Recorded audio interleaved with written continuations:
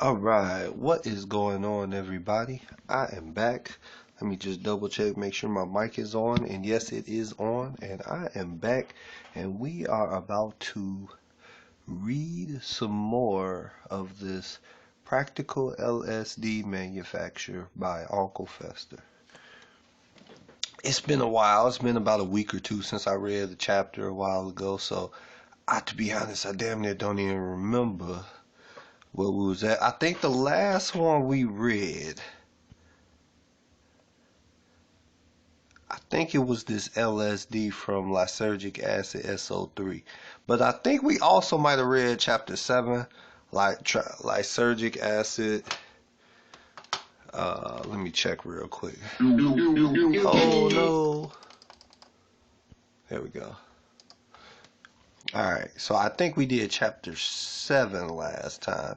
LSD from Lysergic Acid and trifluoroacetic anhydride.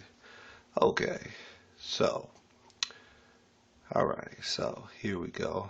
I'm just checking my, yeah, we did do chapter 7, so it's time to do chapter 8 this time. This one right here. LSD from Lysergic Acid and Phosgene. I think that say Phosgene. Alright. So, chapter 8, here we go, is page 61. Okay. This is the preface. Okay. So 61. Let's go. I probably do it like this. I think here we at with it. Okay, here we go. No, that's solvent management. What chapter is this? Oh no, that's chapter 9. I'm way too far. Here we go. Okay. Sorry about that long wait right there. Here we go with chapter 8.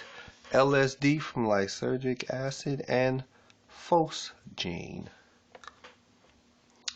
Alright. Let me get it proper on the screen so y'all can see it all. There we go.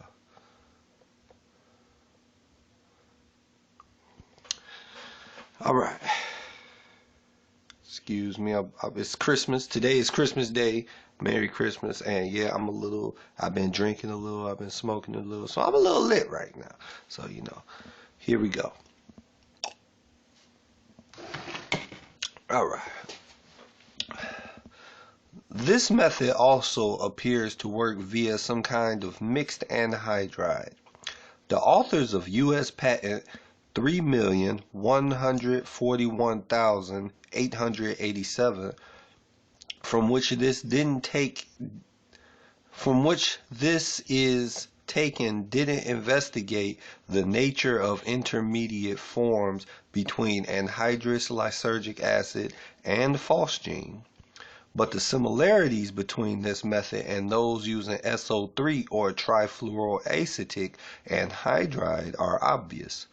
As in those methods, lysergic acid reacts with about 2 molecules of phosgene to form an intermediate, which is then reacted with diethylamine to yield LSD.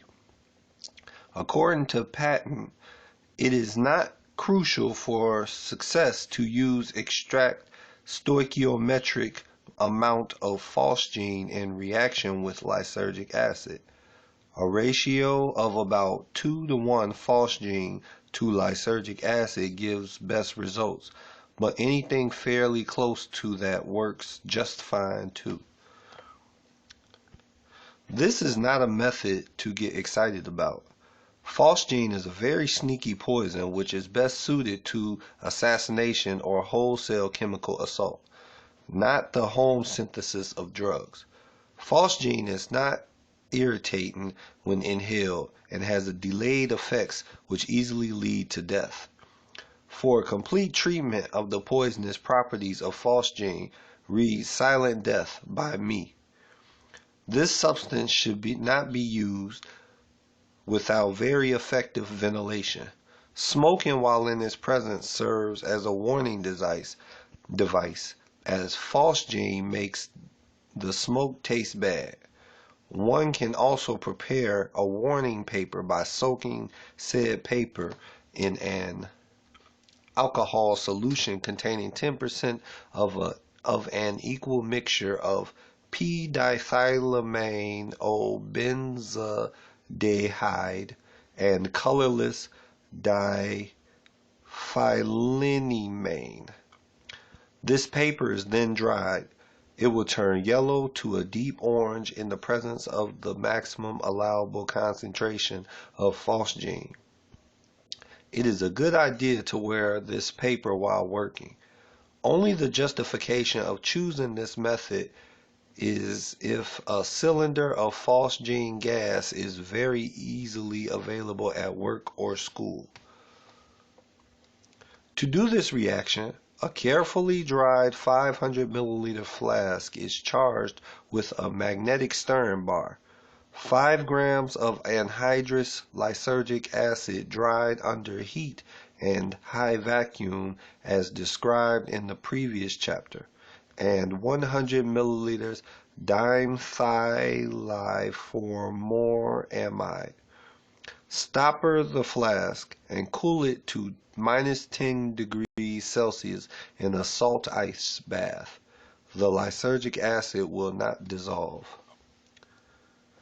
Next to this flask, attach a dropping funnel and drip in 20 milliliters of dimethylformoramide containing 3.4 grams of phosgene.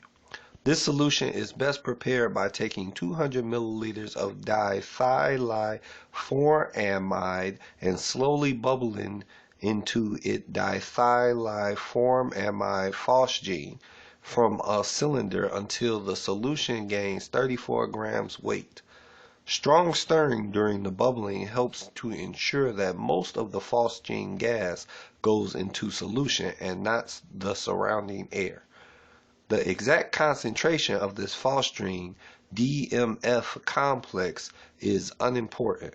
What is important is that the weight gain be known, and the amount then proportioned out into the batch containing 3.4 grams phosgene. The addition of the phosgene complex into the lysergic acid suspension should take at least 20 minutes. The addition of phosgene should bring the lysergic acid suspension into solution. Continue the stirring in the cold and dark for half an hour. Then add a previously cooled solution of 21 grams dithylamine and 100 milliliters dithylforamide. Continue stirring in the cold half for an hour. Then allow the flask to warm to room temperature while stirring for a couple of hours. Next, the batch should be poured into 1000 milliliter SEP funnel and diluted with 400 milliliter chloroform. When the thorough mixing is achieved, wash the chloroform with some 1- molar NaOH solution and then some plain water. The chloroform contains the product. It is next evaporated off under a vacuum to yield an oily residue, which is a mixture of LSD and iso-LSD. They are separated chromatographically, as in the other methods. The iso-LSD converted to LSD, as in the other methods, then converted to tartarate salt, as in the other methods. All right. Wow, that was a really short chapter. Okay, I guess next chapter will be chapter 9, method X. Okay, all right, so there we go. Like I always say at the end when I'm done reading these, let me know what you think. Like, comment, subscribe. I'm mainly doing this for educational purposes. I'm not really doing this because I have the means to actually make this shit. I don't know shit about no chemistry. Chemistry was the hardest subject in school for me. So, you know, this shit hard. So like you gotta actually go to college to learn this. So, let me know what you think. Like, comment, or subscribe. I am out. Goodbye.